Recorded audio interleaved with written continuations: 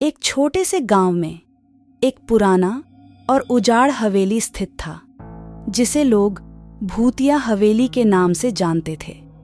कहा जाता था कि इस हवेली में एक आत्मा का वास था, जो हर रात चिल्लाती थी और हर उस व्यक्ति को परेशान करती थी जो हवेली के पास जाता था।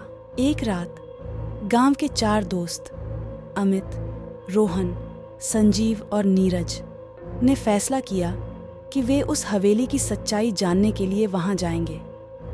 वे सभी साहसी थे और भूत प्रेत की कहानियों पर विश्वास नहीं करते थे।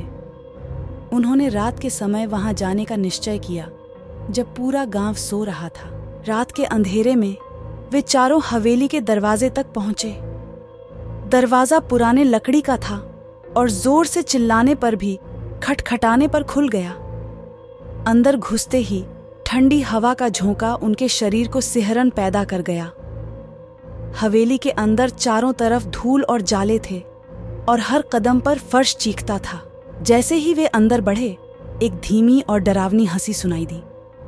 सभी दोस्त चौंक गए और एक दूसरे की ओर देखने लगे, लेकिन वे निडर बने रहे और आगे बढ़ते गए। उन्होंने देखा कि एक कमरे के दरवाजे से हल्की रोशनी आ रही थी।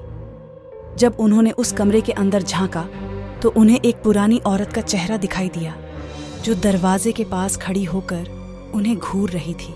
अचानक वह औरत हवा में गायब हो गई और पूरे कमरे में अजीब सी आवाजें गूंजने लगीं।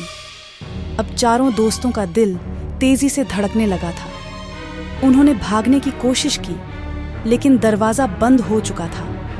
तभी एक काले धुएं का गुब्बार उनके चारों ओर घूमने लगा